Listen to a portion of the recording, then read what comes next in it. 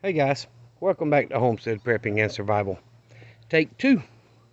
Tried to do it earlier, but my phone decided to change itself to internal storage instead of the memory card, and it ran out of space. And by the time I figured out how to change it back, I just said to heck with it. I wasn't going to be doing no editing. I'm just going to do one take and go record it again. So, what I was trying to talk about was, did my ideas work on stopping the chickens from roosting on a rabbit box? It's worked out well. It solved the issue. They're up on the roost every night. And I checked how long their feed lasted them.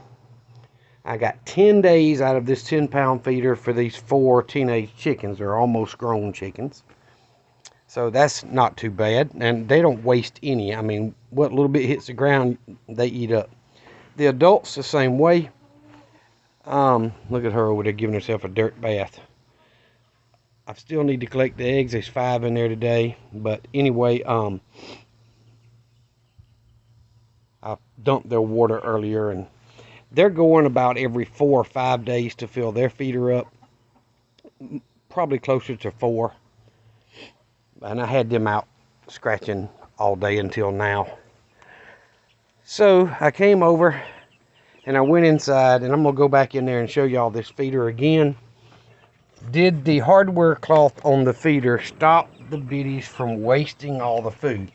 Well, first of all, the food I see on the ground looks like it's older food. It's not the fresh food they've been scratching out or raking out with their beak. They've got about a quarter of it left, and they're still raking it to the edge, but it's not losing near as much. So this feeder from being full is about 4 days. 3.5 days, maybe 4. So, and I dumped their water and let it fill up with fresh. So, the hardware cloth has slowed down the waste from the babies. I'm hoping it breaks that habit, so I don't have to do it on every feeder as they get older and move to the other pens. Because, you know, I plan on keeping one pen for the babies and so on. So anyway, that seems to be solving the majority of the problem. The 18 are still doing really well. I've still got 7 black ones, 10 of the gray ones, and then the little mama. So it's doing really well. She was roosting up on the rabbit box last night. Don't know if she stayed there all night, but she was there at dark, you know, right at sunset. So I need to go ahead and get the boards put up there to stop that from happening. I have not had time this weekend to work on building the other rabbit box for this pen, but there's, you know, always life goes on. There's a lot to do. I've been debating on whether to cut this grass with the manual mower or not. I'm leaning toward not, but I may come in and do it the next day or two. Got most of the other grass cut. Got a little bit behind the house. I need the water hose so I can cut back there. But anyway, the teenagers are getting to where they enjoy scratching more and more. So they come right out when I open the door. Just a matter of getting used to not being picked on. So I am pleased. The hardware cloth for the baby feeder seems to do the trick on helping save feed, not waste as much. So I hope that idea will help some of you if you're struggling with the same thing. And I was adding up how much feed the 28 chickens go through a month, and it's approximately 50 pounds a month, so 1 bag a month. And I've got about, I'm trying to think, chicken feed, I think I've got 5 or 6 bags worth total. So I've got several months. I can't buy any more till I figure out another storage thing, and I've actually been thinking about a different type feeder, one that I'd have to make that would save a lot more of the food too. But anyway, just an update to let y'all know that sometimes a crazy idea like that actually works and helps you on your feed costs. So, you know, the less you spend on feed, the more economical it is to raise your own. So, have not been able to get up under the pole barn here to clean up and get everything organized, but something I did do, my tiller's been in my buddy's shop for a couple of years, at least a year, and he put a new carburetor on it for me, and I picked it up yesterday, and I cranked it today. It cranked on like the second pull, and it wasn't a hard pull, so I'm pleased with that. And then I had my other buddy Alan come by today, and I wasn't home, I was actually shopping at the time, that picked up those steel tables that were here, so they're out of the way, and he'll put them to good use in his blacksmithing that he does. So that's one more thing done. And I see a few wasps flying around here, and I don't know why. Looks like that one wants to find a place for a nest, but anyway, got my mower back and got all the grass mowed. I need to do a lot of weed eating, but man, I hate that stuff. But either way, I need to move a lot of stuff and do some minor weed eating and stuff. But either way, I just wanted to touch base with y'all and tell you that the idea so far has worked on saving chicken feed, especially the starting crumbles, because it costs just a little bit more. And of course, with that many babies, I go through it a lot faster than I do the pellets. So I want to try to save as much of that as I can at one time. But my buddy also left me a gift in my building here. I left it unlocked, and it's usually unlocked when I'm home on weekends. And anyway, he left me a trap, one of those that you see on some of the old TV shows. Can't remember what you call them, but those, the round ones where it's got the little button in the middle. If they step on it, it snaps up and gets their leg or whatever and holds them. He left me one of those in there, and I hadn't got it out to play with it because I really don't want to get any broke fingers or anything. But either way, it's one more thing that's going to help when needed. And you know, it made me think, well, I might want to buy a few of those and store them for security reasons after crap hits the fan. But I do like, what I normally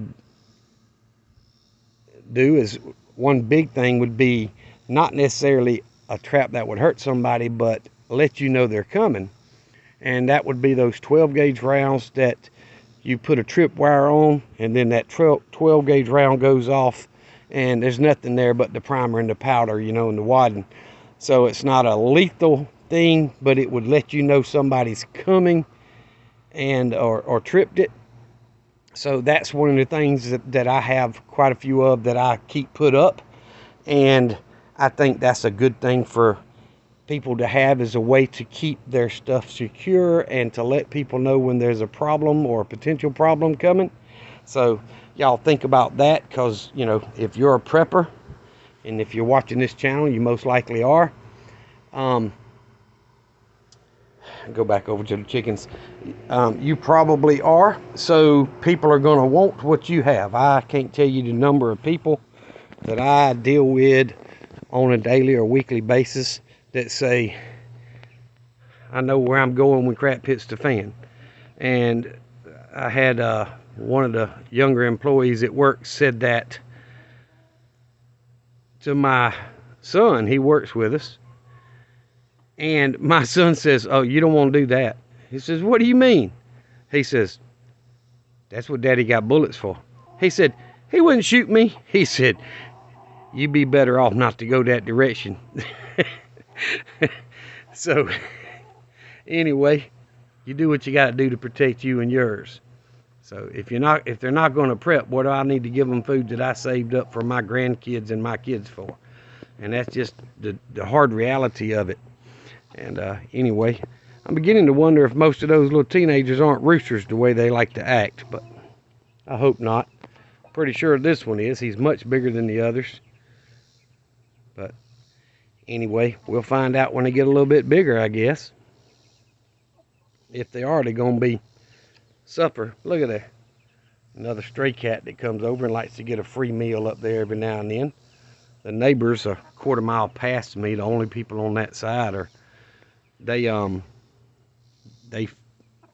have got cats running out their ears, running loose over there, and every couple of months you see a bunch more kittens. Somebody needs to go over there and do something about it, just for the simple fact that they're not doing anything but causing problems. They're not getting them spayed or anything so that they can't keep multiplying. They're just feeding the stray cats and making the problem worse. And of course I do feed them up here, but anyway, I want to do a quick video for y'all. I know this is 10 or 15 minutes, but guys, I was at Walmart after church this morning and did some grocery shopping. I haven't really been actual shopping. I went in to get a couple of things, but I haven't really been in there just up and down every aisle shopping in quite a few months. And I went in there, and what I got would have normally a year ago would have probably cost $50 to $70 max. Guys, I spent $170 and walked out there with what I could tote in both hands. So I know everybody's feeling the crunch on inflation and food prices going up and gas prices as high as they are. And I know gas has come down a little bit, but y'all, that's temporary. It's going back up. It's going to go right back up as long as we got the administration we got. So don't get slack on your prepping, because we're going to need everything we can get in the what I think is near future. Nobody knows for sure but God, but you know, he tells you to be prepared. And guys, I go to church not near as often as I should. I'm not going to tell you I go every Sunday, because I don't, but I got a few friends that go there as well, and they always ask about me. My daughter and son-in-law and them go there as well, my oldest daughter. And but I'm going to tell y'all, there was a younger guy, and I can't remember his name because I'm bad at names, but that was singing with the people up on stage this morning. I ain't gonna say it's a choir because they change up who sings and plays music and all that, but there's a guy up there singing this morning. And yeah, I'm an old fart and I get a little emotional sometimes, but this cat nailed it, y'all. And I wish there was a way I could share the video, because they live stream our church service every week, and I listened to it today after I got home, and even though I was there live, it sounded so much better live than it does on the YouTube video. But guys, that guy nailed it. He got me a little bit emotional over there. So anyway, if you're not going to church, it's about fellowship, guys. It's about being around people of the like-minded, just like prepping. It's what God intended for us to do. So you need to make that a priority in your life if you have not already. So I'm not going to get on a soapbox. I told y'all I get tongue-tied when I try to talk to people about things like that, but you need to make a decision, because one day that decision can either save your soul or cost you an eternity.